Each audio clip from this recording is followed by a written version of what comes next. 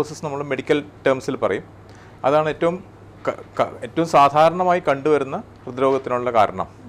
ഇത് കൂടാതെ ഹൃദയത്തിൻ്റെ രക്തക്കുഴലുകളിലെ തടസ്സം കൂടാതെ ഹൃദയത്തിൻ്റെ വാൽവുകൾക്കുള്ള വീക്കം റൊമാറ്റിക് ഹാർട്ട് ഡിസീസ്, അദ്ദേഹത്തിൻ്റെ മാംസപേശികൾക്കുള്ള ബലക്ഷയം കാർഡിയോമയോപ്പതീസ്, അല്ലെങ്കിൽ മാംസപേശികളിലെ ഇൻഫെക്ഷൻ വരിക അണുബാധ ഉണ്ടാകുന്നതിന് മയോകാർഡൈറ്റിസ് എന്നും പറയുന്നു.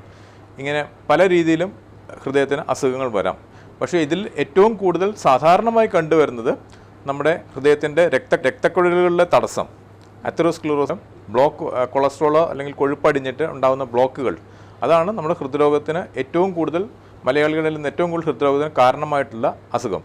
ഈ ഹൃദ്രോഗത്തിൻ്റെ ഒരു കാരണമായിട്ട് സാർ ഇപ്പോൾ കൊഴുപ്പടിയുന്ന അവസ്ഥ പറഞ്ഞു, അത് നമ്മുടെ ഒരു ജീവിതശൈലിയുമായിട്ട് ബന്ധമുണ്ടാവും അല്ലേ ഡോക്ടർ?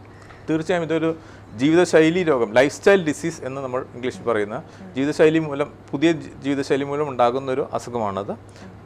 ഈ കൊറോണറി ആർട്ടറി ഡിസീസ് അഥവാ ഈ കൊഴുപ്പടിയുന്ന അതെറോസ്ക്ലീറോസിസ് എന്ന് പറയുന്ന അസുഖം. കൊഴുപ്പ് ഉണ്ടാകുന്ന ഈ ബ്ലോക്കുകൾ വരാനുള്ള കാരണം എന്ന് പറയുന്നത് പലതാണ്. ഒന്ന്, പുകവലി. നമ്മുടെ ചെറുപ്പക്കാരുടെ ഏറ്റവും കൂടുതലായി കണ്ടുവരുന്ന ഒരു പ്രോബ്ലമാണ് ഈ പുകവലി. പുകവലിക്കുന്നത് മൂലം നിക്കോട്ടിൻ ശരീരത്തിലേക്ക് ആഗിരണം ചെയ്യപ്പെടുകയും ആ നിക്കോട്ടിൻ നമ്മുടെ രക്തക്കുഴലുകളിൽ അസുഖമുണ്ടാക്കുകയും ചെയ്യുന്നു. അതുമൂലം വേറെ കൊഴുപ്പ് അങ്ങനെയുള്ള കാര്യങ്ങളെല്ലാം അടിയാനും അതെറോസ്ക്ലീറോസിസ് എന്ന പ്രോസസ്സിനെ കൂടുതൽ ത്വരിതപ്പെടുത്താനും ഈ പുകവലി ഒരു കാരണമാണ്. പുകവലി വൺ ഓഫ് ദ നമ്പർ 1 കോസസാണ്, ഏറ്റവും പ്രധാനപ്പെട്ട ഒരു കോസാണ് പുകവലി. ഇപ്പം ഹൃദ്രോഗം വരാതിരിക്കണമെന്നുണ്ടെങ്കിൽ പുകവലിക്കുന്നവരാണെങ്കിൽ പുകവലി നിർത്തണം എന്നുള്ളത് വളരെ പ്രധാനപ്പെട്ട ഒരു കാര്യമാണ്. ഇത് കൂടാതെ വേറെ കാരണങ്ങൾ എന്ന് പറയുന്നത് പ്രഷർ, അമിതമായ രക്തസമ്മർദ്ദം, അല്ലെങ്കിൽ ഷുഗർ, ഡയബറ്റിസ് മെലിറ്റസ്, പിന്നെ കൊളസ്ട്രോൾ അധികമായിട്ടുള്ളവർ, ഹൈപ്പർ കൊളസ്ട്രോളീമിയ, അമിതവണ്ണമുള്ളവർ, ഇതെല്ലാം നമ്മുടെ ഹൃദ്രോഗത്തിനുള്ള കാരണങ്ങളാണ്. ഈ ഹൃദ്രോഗം നമുക്ക് എങ്ങനെയൊക്കെയാണ് സാർ ഒരു മുൻകരുതലുകൾ, അല്ലെങ്കിൽ ഇതൊരു പ്രിവെൻഷൻ എന്നുള്ള ആസ്പെക്റ്റിൽ നമുക്ക് എന്തൊക്കെയാണ് ചെയ്യാൻ പറ്റുന്നത്? പ്രിവെൻഷൻ എന്നുള്ള ആസ്പെക്റ്റിൽ എന്ന് വെച്ചാൽ പുകവലിക്കുന്നവരുടെ കാര്യം ഞാൻ ആദ്യമേ പറഞ്ഞല്ലോ, പുകവലി നിർത്തണം. അമിത രക്തസമ്മർദ്ദം കണ്ടുപിടിക്കപ്പെട്ടിട്ടുണ്ടെങ്കിൽ, ഹൈ ബ്ലഡ് പ്രഷർ ഉള്ളവരിലാണെങ്കിൽ ഡോക്ടറെ കണ്ട് അതിന് വേണ്ട രീതിയിലുള്ള ചികിത്സ, ഡോക്ടർ നിർദ്ദേശിക്കുന്ന പ്രകാരമുള്ള ചികിത്സ നടത്തി ആ പ്രഷർ കൺട്രോൾ ചെയ്യേണ്ടത് വളരെ അത്യന്താപേക്ഷിതമായ ഒരു കാര്യമാണ്. ഷുഗർ ഉള്ളവർ, പ്രമേഹ രോഗമുള്ളവരാണെങ്കിൽ ഫിസിഷ്യനെ കണ്ടിട്ട് അവർക്ക് പ്രമേഹത്തിന് വേണ്ട ചികിത്സ കറക്റ്റായിട്ട് എടുക്കുകയും പ്രമേഹത്തിൻ്റെ കറക്റ്റായിട്ടുള്ള അത്യാവശ്യമാണ്. മരുന്നുകൾ കറക്റ്റായി കഴിക്കുകയും ഷുഗർ എപ്പോഴും നിയന്ത്രണത്തിൽ കൊണ്ടുവരികയും വളരെ അത്യാവശ്യമാണ്. ഓക്കെ, സാധാരണ എന്തൊക്കെ പരിശോധനകളാണ് ഡോക്ടർ ഹൃദ്രോഗത്തെ നിർണ്ണയിക്കാനായിട്ട് നമ്മൾ ചെയ്യുന്നത്? ഹൃദ്രോഗം നിർണ്ണയിക്കാൻ വേണ്ടി ചെയ്യുന്നത് നമ്മൾ ECG, വളരെ സാധാരണമായിട്ട് ചെയ്യുന്നൊരു കാര്യമാണ് ECG പരിശോധന കഴിഞ്ഞതിന് ശേഷം അടുത്തതായിട്ട് നമ്മൾ ചെയ്യുന്നത് എക്കോ കാർഡിയോഗ്രാമും ട്രെഡ്മിൽ ടെസ്റ്റുമാണ്. എക്കോ കാർഡിയോഗ്രാമും ട്രെഡ്മിൽ ടെസ്റ്റും ചെയ്യുന്നതിന് 2 ഉദ്ദേശങ്ങളുണ്ട്. എക്കോ കാർഡിയോഗ്രാം എന്ന് പറയുന്നത് നമ്മുടെ ഹൃദയത്തിൻ്റെ പ്രവർത്തനം എങ്ങനെയുണ്ട്, ഹൃദയത്തിൻ്റെ വാൽവുകൾ എങ്ങനെയാണ്, ഹൃദയത്തിൻ്റെ മാംസപേശികൾ ശരിക്കും പ്രവർത്തിക്കുന്നതോ, ഓവറോൾ ഹൃദയത്തിൻ്റെ പ്രവർത്തനത്തെ വിലയിരുത്തുന്നൊരു ടെസ്റ്റാണ് എക്കോ കാർഡിയോഗ്രാഫി എന്ന് പറയുന്നത്. എന്നാൽ ട്രെഡ്മിൽ ടെസ്റ്റ് എന്ന് ഉദ്ദേശിക്കുന്നത് നമ്മൾ ഒരാളെ ഒരു മെഷീൻ്റെ മുകളിൽ കയറ്റി നടത്തിച്ചുകൊണ്ട് അവരുടെ ECG തന്നെ, എക്സസൈസ് ECG എന്ന് പറയും, എക്സസൈസ് ചെയ്യിപ്പിച്ചുകൊണ്ടുള്ള ECG എടുക്കുന്നതിനാണ് നമ്മൾ ട്രെഡ്മിൽ ടെസ്റ്റ് എന്ന് പറയുന്നത്. എക്സസൈസ് ചെയ്യുമ്പം ഒരു വ്യക്തി എക്സസൈസ് ചെയ്യുമ്പോൾ ഹൃദയത്തിന് സാധാരണയിൽ കൂടുതൽ രക്തം ആവശ്യമായി വരും, അതിൻ്റെ പ്രവർത്തനത്തിന് സാധാരണയിൽ കൂടുതൽ രക്തം ആവശ്യമായി വരുന്നൊരു സന്ദർഭമാണ്. അപ്പം എന്തെങ്കിലും തടസ്സം, രക്തയോട്ടത്തിന് തടസ്സമോ ബ്ലോക്കോ എന്തെങ്കിലും ഉള്ളവരാണെന്നുണ്ടെങ്കിൽ നമ്മൾ എക്സസൈസ് ചെയ്യുമ്പം ആവശ്യത്തിനുള്ള ഹൃദയത്തിൻ്റെ മാംസപേശികൾക്ക് ആവശ്യത്തിനുള്ള രക്തം കിട്ടാതെ വരികയും തന്മൂലം അതിൻ്റെ ചേഞ്ചസ്, ഒന്നുകിൽ സിംറ്റംസ്, അതായത് ആൾക്ക് നെഞ്ചുവേദനയോ കിതപ്പോ ഉണ്ടാകാം, അല്ലെങ്കിൽ ECGയിലുള്ള വ്യതിയാനങ്ങളിലൂടെയും നമുക്ക് ഈ വ്യക്തിക്ക് ഹൃദയത്തിൻ്റെ രക്തധമനികളിൽ ബ്ലോക്ക് ഉണ്ടാകാനുള്ള സാധ്യതയുണ്ട് എന്നും ഈ ട്രെഡ്മിൽ ടെസ്റ്റിലൂടെ മനസ്സിലാക്കാൻ കഴിയുന്നതാണ്. ഓക്കെ ഡോക്ടർ, ഏതൊരു പ്രായത്തിലാണ് സാധാരണയായി ഹൃദ്രോഗം കാണപ്പെടുന്നത്?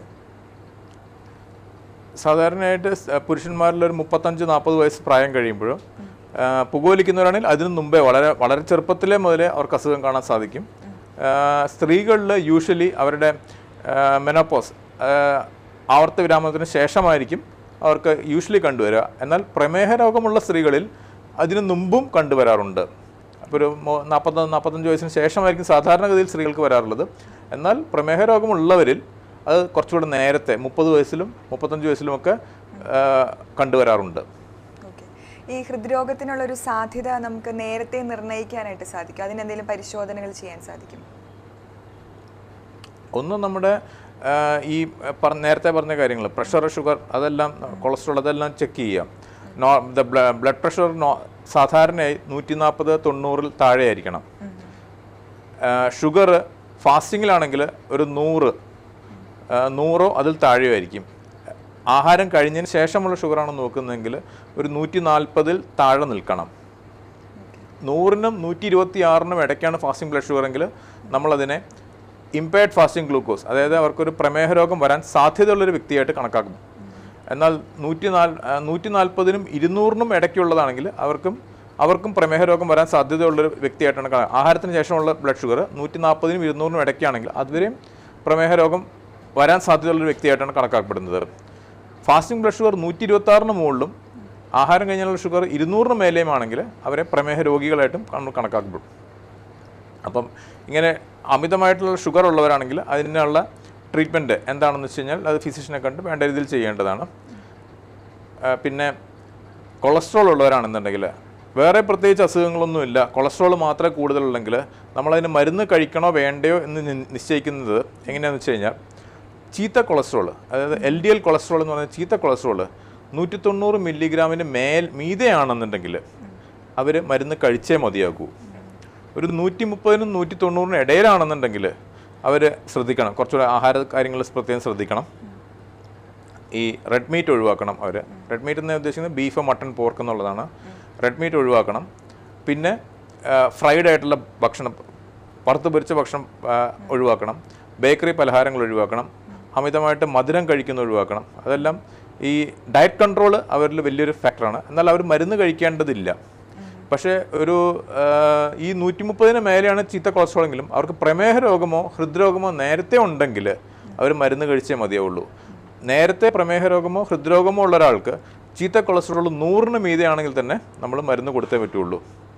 എന്നാൽ ഇതൊന്നുമില്ലാത്തൊരു വ്യക്തിയാണെങ്കിൽ അവരുടെ കട്ട് ഓഫ് പോയിന്റ് 190-ആണ്. 190 മില്ലിഗ്രാമിന് മേലെ ചീത്ത കൊളസ്ട്രോൾ ഉള്ളവർക്ക് മാത്രമേ നമ്മൾ വേറെ അസുഖങ്ങളൊന്നും ഇല്ലെങ്കിൽ മരുന്ന് കൊടുക്കേണ്ടതുള്ളൂ. ഇപ്പം അതായത് ഹൃദ്രോഗമോ പ്രമേഹമോ ഒന്നുമില്ലാത്തൊരു വ്യക്തിയാണെങ്കിൽ അവരുടെ ചീത്ത കൊളസ്ട്രോൾ 190-ആണ് കട്ട് ഓഫ് പോയിന്റ്. ആ 190-യുടെ മേലെയാണെങ്കിൽ മാത്രം മരുന്ന് കൊടുത്താൽ എന്നുള്ളതാണ്. ഡോക്ടർ ഇപ്പോൾ പറഞ്ഞു ഷുഗർ ഈ ഹൃദ്രോഗത്തിലേക്ക് നയിക്കുന്നു എന്നുള്ള കാര്യം. എങ്ങനെയാണ് ഡോക്ടർ പ്രമേഹം ഹൃദ്രോഗവുമായിട്ട് ബന്ധപ്പെട്ടിരിക്കുന്നത്? പ്രമേഹം വന്നു കഴിഞ്ഞു കഴിഞ്ഞാൽ അത് കഴിഞ്ഞ് നമ്മുടെ പ്രമേഹ രോഗികളുടെ എൻഡോത്തീലിയം, അതായത് രക്തക്കുഴലിൻ്റെ ആവരണത്തിൻ്റെ ഒരു ഫംഗ്ഷൻ ഉണ്ട്. രക്തക്കുഴലിൻ്റെ ആവരണം എന്ന് പറയുന്ന എൻഡോത്തീലിയത്തിനൊരു ഫംഗ്ഷൻ ഉണ്ട്. അതിനകത്തൂടെ ഒഴുകുന്ന രക്തം സുഗമമായി ഒഴുകിപ്പോകണം, അതിനകത്ത് രക്തം കട്ട പിടിക്കരുത് എന്നുള്ളതാണ്. എന്നാൽ പ്രമേഹ രോഗമുള്ള വ്യക്തികളിൽ ഈ എൻഡോത്തീലിയത്തിൻ്റെ നോർമലായിട്ടുള്ള ഫംഗ്ഷൻ, സാധാരണമായിട്ടുള്ള ഫംഗ്ഷൻ കുറച്ചൊക്കെ നോർമൽ ആയിരിക്കില്ല, അവർ കുറച്ച് അബ്നോർമലായിരിക്കും. അങ്ങനെ ഈ എൻഡോത്തീലിയൽ ഡിസ്ഫങ്ഷൻ വരുന്നത് മൂലം അവർക്ക് ആ എൻഡോത്തീലിയൽ ഇഞ്ചുറിയും എൻഡോത്തീലിയൽ ഡിസ്ഫങ്ഷൻ മൂലം കൂടുതലായിട്ട് കൊഴുപ്പടിയാനും അവിടെ അതെറോസ്ക്ലീറോസിസ്, അതായത് ആ കൊഴുപ്പടിഞ്ഞ് ബ്ലോക്ക് ഉണ്ടാകുന്ന പ്രോസസ്സിനാണ് അതെറോസ്ക്ലീറോസിസ് എന്ന് പറയുന്നത്, അത് വരാനുള്ള സാധ്യത വളരെ കൂടുതലാണ്. ഈ ഗ്ലൂക്കോസിൻ്റെ അളവ് അത് അമിതമായി വരുന്നതാണല്ലോ പ്രമേഹം എന്ന് പറയുന്നത്. ഗ്ലൂക്കോസ് വന്നു കഴിഞ്ഞാൽ ഈ ശരീരത്തിലെ പ്രോട്ടീനുകൾ പലതും ഗ്ലൈക്കേഷൻ എന്ന് പറഞ്ഞ പ്രോസസ്സ് സംഭവിക്കും. അതിന് അഡ്വാൻസ് ഗ്ലൈക്കേഷൻ എൻഡ് പ്രോഡക്ട്സ് എന്ന് പറഞ്ഞ ചില വസ്തുക്കൾ ഉണ്ടാവുകയും അതുമൂലവും ഈ കൊഴുപ്പടിയാനുള്ള ടെൻഡൻസി, അതെറോസ്ക്ലീറോസിസ് ഉണ്ടാകാനുള്ള ടെൻഡൻസി കൂടുകയും ചെയ്യുന്നു. അങ്ങനെയാണ് പ്രമേഹ രോഗികളിൽ ഈ ഹാർട്ട് അറ്റാക്കിനുള്ള സാധ്യത കൂടുതലാവാനുള്ള കാരണം. ഇൻഫാക്ട് നമ്മുടെ WHO പറഞ്ഞ ഈ ഡയബറ്റീസ് എന്ന് പറയുന്ന അസുഖം തന്നെ ഹാർട്ട് ഡിസീസിന് ഈക്വലൻ്റ് ആയിട്ടാണ് പലപ്പോഴും ട്രീറ്റ് ചെയ്യേണ്ടതെന്നാണ് പറയപ്പെട്ടുള്ളത്. ഇപ്പം ഈ ഡയബറ്റീസ് ഉള്ള ആൾക്കാർ ഹൃദ്രോഗം നിർണ്ണയിക്കാൻ വേണ്ടി ഇടയ്ക്കിടയ്ക്ക് ടെസ്റ്റുകൾ എന്തെങ്കിലും ചെയ്യേണ്ടതായിട്ടുണ്ടോ? ഹൃദ്രോഗം ഉണ്ടോ എന്നറിയാൻ വേണ്ടിയിട്ട് ചെയ്യുന്ന ടെസ്റ്റുകൾ ഞാൻ ആദ്യം പറഞ്ഞല്ലോ. അവർക്ക് വേണ്ടത് എക്കോകാർഡിയോഗ്രാഫിയും ട്രെഡ്മില്ലും ആയിരിക്കും. വർഷത്തിലൊരിക്കലെങ്ങാനും നമുക്കൊരു ട്രെഡ്മില്ല് ചെയ്തു നോക്കുകയാണെന്നുണ്ടെങ്കിൽ ട്രെഡ്മിൽ ചെയ്യുമ്പം വ്യത്യാസങ്ങൾ ഉണ്ടാവും, ECG വ്യത്യാസങ്ങൾ എന്തെങ്കിലും ഉണ്ടെങ്കിൽ അവർക്ക് ഹൃദ്രോഗങ്ങളുണ്ടെന്ന് നമുക്ക് മനസ്സിലാക്കാൻ കഴിയും. ഈ പ്രമേഹ രോഗികളുടെ പ്രത്യേകത എന്ന് വെച്ച് കഴിഞ്ഞാൽ അവർക്ക് പ്രത്യേകമായിട്ട് നെഞ്ചുവേദന അഥവാ സിംറ്റം, നെഞ്ചുവേദന ഹാർട്ട് അറ്റാക്ക് അല്ല ഹാർട്ടിൻ്റെ അസുഖം ഉണ്ടെങ്കിൽ പോലും അവർക്ക് നെഞ്ചുവേദന ഉണ്ടാകണമെന്ന് നിർബന്ധമില്ല. അവർക്ക് സൈലൻ്റ് ആയിട്ടുള്ള ഹാർട്ട് ഡിസീസ് വരാനുള്ള സാധ്യത വളരെ കൂടുതലാണ്. അങ്ങനെയുള്ളവരിൽ നമുക്ക് ECG എടുക്കുമ്പോഴോ അല്ലെങ്കിൽ ഈ ട്രെഡ്മിൽ ടെസ്റ്റ് ചെയ്യുമ്പോഴോ ആണ് ഇവർക്ക് ഈ ബ്ലോക്ക് ഉണ്ടാവാനുള്ള, രക്തക്കുഴലുകളിൽ തടസ്സം ഉണ്ടാവാനുള്ള സാധ്യതയുണ്ട് എന്ന് നമ്മൾ മനസ്സിലാക്കുന്നത്. ഈ ഹൃദ്രോഗത്തിന് പാരമ്പര്യം എന്നുള്ളൊരു ഘടകം, അതായത് അച്ഛനമ്മമാർക്ക് ഹൃദ്രോഗം വന്നവരാണെങ്കിൽ മക്കൾക്ക് അതിനുള്ള സാധ്യതയുണ്ടോ ഡോക്ടർ? തീർച്ചയായും അച്ഛനമ്മമാരിൽ ഹൃദ്രോഗം ഉണ്ടെന്നുണ്ടെങ്കിൽ, അതായത് ഒരു ഫസ്റ്റ് ഡിഗ്രി റിലേറ്റീവ്, അച്ഛനമ്മമാരെന്ന് മാത്രമല്ല ഫസ്റ്റ് ഡിഗ്രി റിലേറ്റീവ്, സഹോദരൻ അങ്ങനെയുള്ള ഫസ്റ്റ് ഡിഗ്രി റിലേറ്റീവ് ആരെങ്കിലും, പുരുഷന്മാരിലാണെങ്കിൽ ഇപ്പം നമ്മുടെ അച്ഛൻ 55 വയസ്സിന് മീതെ 55 വയസ്സിന് മുമ്പായിട്ട് ഉണ്ടാവുകയാണെങ്കിൽ അവർക്ക് പ്രിമച്വർ ഹാർട്ട് ഡിസീസ് എന്ന് പറയുന്നു. അതായത് സ്ത്രീകളിൽ 65 വയസ്സിന് മുമ്പ് ഹാർട്ട് ഡിസീസ് വരികയാണെങ്കിൽ അതിന് നമ്മൾ പ്രിമച്വർ ഹാർട്ട് ഡിസീസ് എന്ന് പറയുന്നു. അപ്പോൾ നമ്മുടെ അച്ഛനോ അമ്മയ്ക്കോ അല്ലെങ്കിൽ ഫസ്റ്റ് ഡിഗ്രി റിലേറ്റീവ്സിന് ആർക്കെങ്കിലും പ്രിമച്വർ ഹാർട്ട് ഡിസീസ്, അതായത് പുരുഷന്മാരിൽ 55 വയസ്സിന് മുമ്പും സ്ത്രീകളിൽ 65 വയസ്സിന് മുമ്പും വന്നിട്ടുണ്ടെന്നുണ്ടെങ്കിൽ അത് നമുക്ക് വരാനുള്ള സാധ്യത വളരെ കൂടുതലാണ്. അതായത് family history of first degree റിലേറ്റീവിലുള്ള ഒരു പ്രിമച്വർ ഹാർട്ട് ഡിസീസ് ഉണ്ടെന്നുണ്ടെങ്കിൽ അവർക്ക് ഹാർട്ട് അറ്റാക്ക് വരാനുള്ള സാധ്യത വളരെ കൂടുതലായിരിക്കും. ഇതിൻ്റെ ഒരു ചികിത്സാ രീതികൾ എന്തൊക്കെയാണ് ഡോക്ടർ? ഈ ഹൃദ്രോഗത്തിന് നമ്മൾ സാധാരണയായിട്ട് എന്തൊക്കെ ചികിത്സാ രീതികളാണ് ചെയ്യുന്നത്? ചികിത്സാ രീതികൾ എന്ന് പറയുമ്പോൾ നമുക്ക് ആദ്യം എങ്ങനെ പ്രിവെൻഷൻ എന്നുള്ളത് തന്നെയാണ് ആദ്യത്തെ പോയിന്റ്. അത് ഞാൻ ഓൾറെഡി പറഞ്ഞു. സ്മോക്കിങ്ങിൻ്റെ കാര്യം പറഞ്ഞു കഴിഞ്ഞു, കൊളസ്ട്രോളിൻ്റെ കാര്യവും എപ്പോഴാണ് കൊളസ്ട്രോളിന് മരുന്ന് കഴിക്കേണ്ടതെന്ന് പറഞ്ഞു കഴിഞ്ഞു, പ്രമേഹ രോഗത്തിൻ്റെ ട്രീറ്റ്മെൻറ്റും അപ്രോപ്രിയേറ്റുള്ള ട്രീറ്റ്മെൻറ്റ് എടുക്കണം എന്നുള്ളതും പറഞ്ഞു കഴിഞ്ഞു. പിന്നെ മരുന്നുകൾ കഴിക്കുന്ന പ്രഷറിൻ്റെ മരുന്നുകളും എല്ലാമാണ്. ഇതാണ് നമ്മുടെ പ്രതിരോധത്തിന് വേണ്ടി നമ്മൾ ചെയ്യുന്ന കാര്യങ്ങൾ. ഇതെല്ലാമാണ് നമ്മുടെ ചികിത്സകൾ ചെയ്യുന്നത്. കൊളസ്ട്രോളിന് വേണ്ടി കൊളസ്ട്രോൾ കുറയ്ക്കാൻ വേണ്ടി കൊടുക്കുന്ന സ്റ്റാറ്റിൻ മരുന്നുകൾക്ക് കൊളസ്ട്രോൾ കുറയ്ക്കുക മാത്രമല്ല, ആ എൻഡോത്തീലിയം ഞാൻ പറഞ്ഞല്ലോ, രക്തക്കുഴലുകളുടെ ആവരണം, എൻഡോത്തീലിയത്തിൻ്റെ ഫംഗ്ഷൻ, അതായത് ആ രക്തക്കുഴലുകളുടെ ആവരണത്തിൻ്റെ ഫംഗ്ഷൻ, ആ എൻഡോത്തീലിയൽ ഫംഗ്ഷൻ ഇമ്പ്രൂവ് ചെയ്യാനും ഉള്ളൊരു കഴിവുണ്ട് സ്റ്റാറ്റിൻ ഗുളികൾക്ക്. അപ്പോൾ എൻ്റെ കൊളസ്ട്രോൾ കുറഞ്ഞു, അതുകൊണ്ട് ഞാൻ ഇനി മരുന്ന് കഴിക്കണോ എന്ന് പല രോഗികൾക്കും സംശയം ഉണ്ടാവാറുണ്ട്. പക്ഷേ ഒരു ഹൃദ്രോഗമുള്ളൊരു വ്യക്തിയോ അല്ലെങ്കിൽ പ്രമേഹ രോഗമുള്ള വ്യക്തിയോ ആണെന്നുണ്ടെങ്കിൽ അവരെ കൊളസ്ട്രോൾ കുറയുന്ന മാത്രമല്ല, അവരുടെ ഓവറോൾ എൻഡോത്തീലിയൽ ഫംഗ്ഷൻ, അതായത് ആ രക്തക്കുഴലുകളുടെ ഹെൽത്ത് മെയിൻറ്റെയിൻ ചെയ്യാൻ വേണ്ടിയിട്ട് സ്റ്റാറ്റിൻ മരുന്നുകൾ കഴിക്കാൻ തന്നെ ഞാൻ പറയും. എന്ന് വെച്ചാൽ അതൊരു ജീവിതകാലം മുഴുവൻ ഒരു ലൈഫ് ലോങ് കണ്ടിന്യൂ ചെയ്യേണ്ട മെഡിസിൻ. തീർച്ചയായും ഒരു ഹാർട്ട് ഡിസീസ് ഹൃദ്രോഗമുള്ള വ്യക്തിക്ക് സ്റ്റാറ്റിൻ മരുന്നുകൾ, കൊളസ്ട്രോളിൻ്റെ മരുന്നുകൾ തീർച്ചയായും അവർക്ക് ലൈഫ് ലോങ് കണ്ടിന്യൂ ചെയ്യാൻ തന്നെ വേണം. കാരണം ഒരിക്കലും അവർക്കൊരു ബ്ലോക്ക് ഉണ്ടായി, ഒരു അറ്റാക്ക് വന്നു, രക്തക്കുഴലിൽ ബ്ലോക്ക് ഉണ്ടെങ്കിൽ നമ്മളിപ്പം ആൻജിയോപ്ലാസ്റ്റി ചെയ്തിട്ട് ആ രക്തക്കുഴലിലെ ബ്ലോക്ക് മാറ്റിയാൽ പോലും വേറൊരു ഭാഗത്ത് പിന്നെയും വന്നുകൂടായി, അവർക്ക് ഇനി വരാനുള്ള ടെൻഡൻസി വളരെ കൂടുതലായിരിക്കും, ഇനിയും വന്നുകൂടായികയില്ല. അതുകൊണ്ട് ആ ഓവറോൾ എൻഡോത്തീലിയൽ ഫംഗ്ഷൻ മെയിൻറ്റെയിൻ ചെയ്യാനും ഇനി പുതിയൊരു ബ്ലോക്കുകൾ ഉണ്ടാവാതിരിക്കാനും വേണ്ടി അവർക്ക് ലൈഫ് ലോങ് സ്റ്റാറ്റിൻ